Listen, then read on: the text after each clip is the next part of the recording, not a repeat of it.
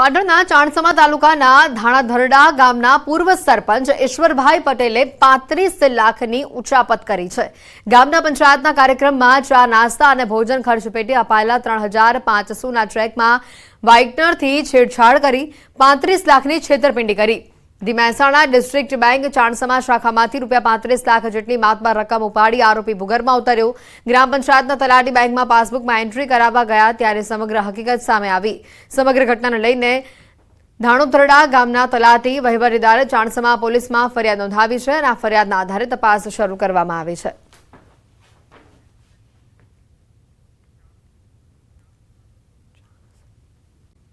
Road पर बे युवकों ने पैसा पड़ावता रंगे हाथे ट्राफिक पोलीसे पकड़्या छे। बंने आरोपीओए धोळकामां कार चालकने रोकी अने तेनी साथे गाडीमां बेठेला व्यक्तिने पोतानी पोलीस तरीकेनी ओळख आपी हती अने चालू गाडीए फोन पर वात केम करो छो तेम कहीने गाडीनुं चेकिंग कर्युं हतुं अने झपाझपी थई हती। मार मारी मोटा केसमां जेलमां पूरी देवानी धमकी पण आपी हती, साथे ज 5000 रूपियानी मांग पण करी हती। जो के आ दरमियान ट्राफिक पोलीसे पहोंची जता समग्र मामलो बहार आव्यो, जेमां बे आरोपीओने पकड़ी लेवामां आव्या हता। જ્યારે એક આરોપી ફરાર થયો હતો। બંને આરોપીઓમાં એક આરોપી અમિત ઉર્ફ ભુરિયો નાગર અગાઉ સરખેજ પોલીસ સ્ટેશનમાં આવા જ નકલી પોલીસ બની પૈસા પડાવવાના ગુનામાં ઝડપાયો હતો, જ્યારે બીજો આરોપી અનાવારુલ અંસારી અગાઉ પણ રખિયાલમાં એક ગુનામાં ઝડપાઈ ચૂક્યો છે। હાલ બંને આરોપી વિરુદ્ધ ગુનો નોંધી વધારે પૂછપરછ પણ હાથ ધરવામાં આવી છે। 5000 રૂપિયાની માગણી કરેલ અને નહીં આપો તો જેલમાં પૂરી દેશું એ રીતેની ધમકી આપેલ હતી, જેથી આ અંગે ટ્રાફિકના પોલીસ હેડ કોન્સ્ટેબલે અત્રેના સોલા પોલીસ સ્ટેશન ખાતે ફરિયાદ આપતા લૂંટની કોશિશનો તથા ખોટું રાજ્ય સેવકનો હોદ્દોનું નામ ધારણ કરવાનો ગુનો દાખલ કરી તપાસ હાથ ધરેલ છે। જયેશ રાદડિયા વચ્ચે કથિત વિવાદ સામે આવી રહ્યું છે। આ કથિત વિવાદ મામલે હવે નરેશ પટેલનું નિવેદન સામે આવ્યું છે। તેઓએ જણાવ્યું છે કે દરેક બાબત સાથે ખોડલધામનું નામ જોડવું તે યોગ્ય નથી। ખોડલધામ અને નરેશ પટેલ જયેશ રાદડિયાની સાથે હોવાનું તેઓએ જણાવ્યું। રાજકીય રીતે એક્ટિવ ન રહીએ તો સામાજિક કામ ન થાય। ખોડલધામ તરફથી કોઈ રાગ દ્વેષ નથી તેવું નરેશ પટેલનું નિવેદન સામે આવ્યું। જયેશ રાદડિયાને જરૂર પડે તો હું સાથ આપીશ આમ પણ તેમણે ઉમેર્યું હતું। સાથે જ હું ક્યારે રાજનીતિમાં નહીં આવું તેવું પણ નરેશ પટેલે વાત કહી છે।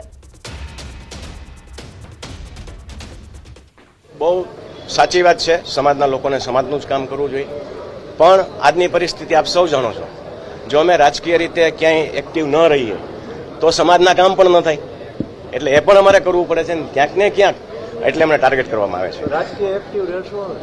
રાજકીય રીતે એક્ટિવ હું નથી રહેવાનો, પણ જેને રહેવાનું છે એને સપોર્ટ કરીશ। અને બીજું મારે તમને ખાસ આજે એ કહેવું છે કે આ દેશના લોહ પુરુષ સરદાર વલ્લભભાઈ પટેલ આખા રાષ્ટ્રને એવું કહી ગયા છે કે ઘરની વાત ઘરમાં રાખજો, પણ આજે અફસોસથી મારે કહેવું પડે છે કે અમે જ આ વાત ઘરમાં નથી રાખતા। જે રીતે વાત ચાલી છે, જેટલું મને ખબર છે, એમાં ખોડલધામ તરફથી કોઈ દ્વેષ નથી, કોઈ રાગ નથી, કોઈ વાંધો નથી, અને જ્યારે પણ આગેવાનો નક્કી કરે ત્યારે સાથે મળી અને પાટીદાર સમાજ, અમે તો દરેક સમાજની સાથે રહી છે, તો ઘરમાં તો કઈ હોય જ નહીં ને, ઘરમાં તો સમાધાન જ હોય। બિલકુલ શક્ય છે, બહુ મોટો સમાજ છે, ખૂબ જ, અને આજની આજ પરિસ્થિતિ આપ સૌ જાણો છો, 10 વર્ષ પહેલાની પરિસ્થિતિ શું હતી, આજની પરિસ્થિતિ શું છે, એમાં આ બધું શક્ય છે, મનુષ્ય સ્વભાવ છે, આવું ચાલતું રહેવાનું। પણ અમે ખોડલધામ તરફથી આપને ખાતરી આપું છું કે અમને કોઈ રાગ નથી, કોઈ દ્વેષ નથી। જ્યારે પણ આજે આપનો બર્થડે છે તો કહેશો કે જયેશભાઈ રાદડિયા સાથે મને કોઈ વાંધો નથી? બિલકુલ, મને કોઈ પણ જાતનો વાંધો નથી। જયેશ, હું તો એમ કહીશ, યુવા નેતા છે પાટીદાર સમાજના, અને એને જ્યારે જેને જરૂર પડી છે ત્યારે ખોડલધામ અને નરેશ પટેલ સાથે ઊભા છે। એ પણ ઇતિહાસ ભૂલવાની કોઈને જરૂર નથી, અને અત્યારે પણ જયેશભાઈને જ્યારે જરૂર પડશે ત્યારે અમે ઊભા માટે તૈયાર છીએ।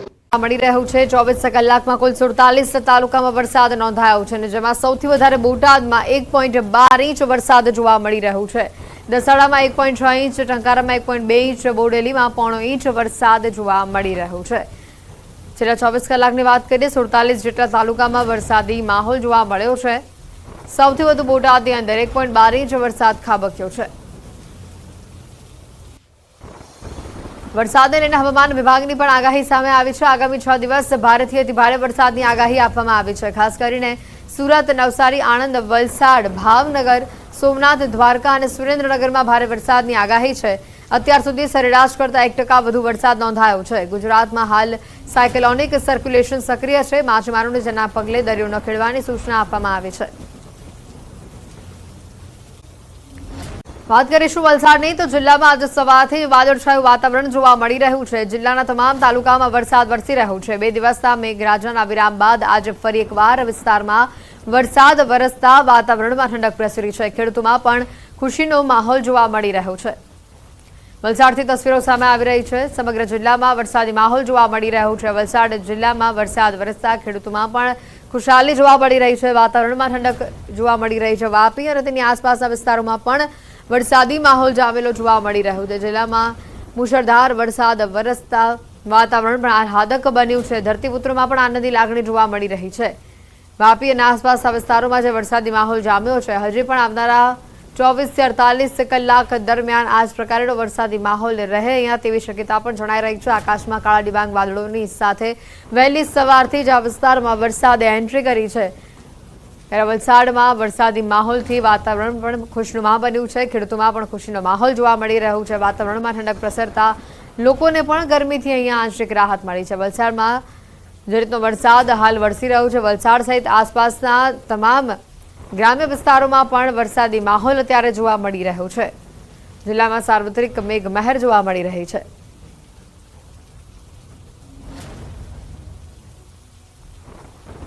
આ તરફ વાત કરીશું ભરૂચની તો ભરૂચમાં પણ વરસાદી માહોલ જામ્યો છે. લાંબા સમયના વિરામ બાદ વરસાદી માહોલ અહીંયા જોવા મળી રહ્યો છે. વહેલી સવારથી જ ભરૂચ જિલ્લાના અનેક વિસ્તારોમાં મેઘવર્ષા થઈ છે. ક્યાંક છૂટો છવાયો તો ક્યાંક ધોધમાર વરસાદ અહીંયા જોવા મળ્યો. લાંબા વિરામ બાદ વરસાદી માહોલ જામતા જગતના તાતમાં અનેરો આનંદ જોવા મળી રહ્યો છે.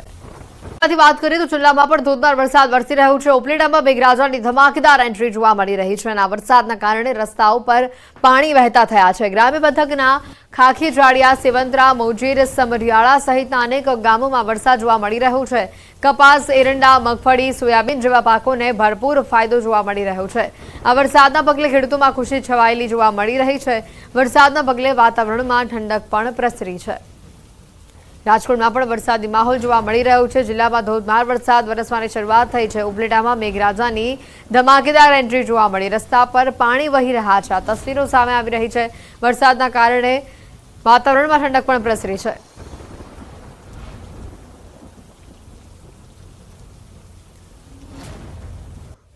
તો રાજકોટમાં સારા વરસાદથી 24 ડેમમાં નવા નીરની આવક થઈ છે. રાજકોટ સિંચાઈ વિભાગ હસ્તકના 24 ડેમો છે જેમાં નવા નીર આવ્યા છે.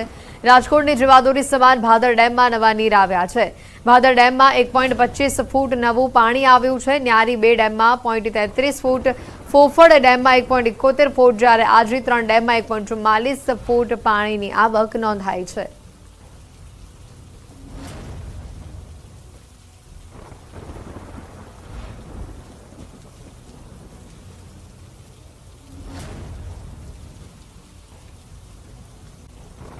હાલ વરસાદી માહોલ જામ્યો છે. કેમ ઓલપાડમાં ધોધમાર વરસાદ તૂટી પડ્યો છે. ભારે વરસાદથી રસ્તાઓ પાણી થઈ ગયા છે.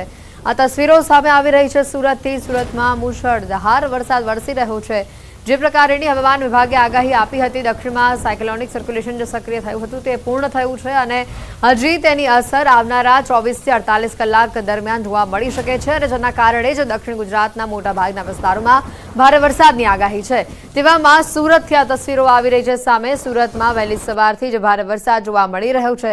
રસ્તાઓ પાણી થયા છે. ખાસ કરીને કેમ અને ઓલપાડ વિસ્તારમાં સૌથી વધુ વરસાદ જોવા મળી રહ્યા છે. આ બંને દ્રશ્યો આપણે બતાવી રહ્યા છે કેમ વિસ્તારના, કે જ્યાં સૌથી વધુ વરસાદ જોવા મળી રહ્યો છે. રસ્તાઓ પાણી થઈ ગયા છે. રસ્તા પર નદી વહેતી હોય તેવું દ્રશ્યોમાં જોવા મળી રહ્યું છે, કારણ કે રસ્તો નથી દેખાતો. અહીંયા માત્ર દેખાય છે તો પાણી જ પાણી. સુરતમાં જે વરસાદી માહોલ જામ્યો છે જેના પગલે વાતાવરણમાં ઠંડક તો પ્રસરી છે. તો સુરત શહેરમાં વહેલી સવારથી જે વરસાદ જોવા મળી રહ્યો છે, શહેરના અનેક વિસ્તારોમાં ધોધમાર વરસાદ જોવા મળી રહ્યો છે. 3 દિવસના વરસાદી વિરામ બાદ ફરીથી મેઘમહેર અહીંયા જોવા મળી રહી છે. સુરતના અમરોલી, છાપરાભાઠા, વરિયાવ, જહાંગીરપુરા સહિતના વિસ્તારોમાં વરસાદ જોવા મળી રહ્યો છે. આ વરસાદના પગલે રોડ પર પાણી ફરી વળ્યા છે. આ દ્રશ્યો સામે આવી રહ્યા છે સુરતથી.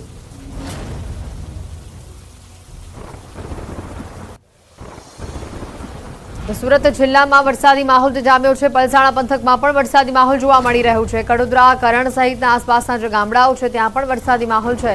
ધમાકેદાર વરસાદની એન્ટ્રી થઈ છે। આ વરસાદ બાદ 3 દિવસ જે રીતનો વરસાદ ખેંચાયો હતો અને તે બાદ આજે ફરી એકવાર મેઘરાજા વિસ્તારમાં મહેરબાન થયા છે। વરસાદી માહોલ જામતા લોકોને ગરમીથી રાહત અલબત્ત અહીંયા મળી છે।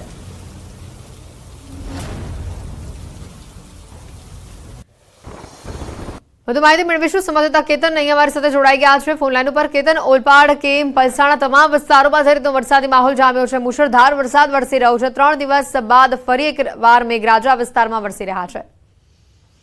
ચોક્કસથી વાત કરું તો સુરત જિલ્લાની અંદર 3 દિવસના વિરામ બાદ આજે વહેલી સવારથી વરસાદી માહોલ જોવા મળ્યો છે। ખાસ કરીને જિલ્લાના જે ઓલપાડ તાલુકો, પલસાણા તાલુકાની અંદર જે કરણ, સાકી જેવા ગામ તેમજ ઓલપાડ તાલુકાના કેમ, ઓલપાડ સહિતના વિસ્તારોની અંદર વહેલી સવારથી વરસાદ વરસવા પામ્યો છે। વરસાદને કોઈ છેલ્લા 3 દિવસથી જે વરસાદ નહીં વરસ્યો હતો એના અંતર્ગત ગરમીનો માહોલ જોવા મળતા બફારાની આંશિક રાહતમાં પડવા માંડી છે। તો ક્યાંક ખેડૂતો પણ હાલ જે આ વરસાદની આતુરતાપૂર્વક રાહ જોતા હતા, ખેડૂતોમાં પણ થોડો હાશકારો જોવા મળ્યો છે। તો બીજી તરફ વાત કરીએ સુરત શહેરની, તો સુરત શહેરના અમરોલી વિસ્તારમાં પણ વરસાદ વરસતા વરસાદી પાણીનો પણ ભરાવો પામ્યા હતી। આભાર કેતન, માહિતી બદલ।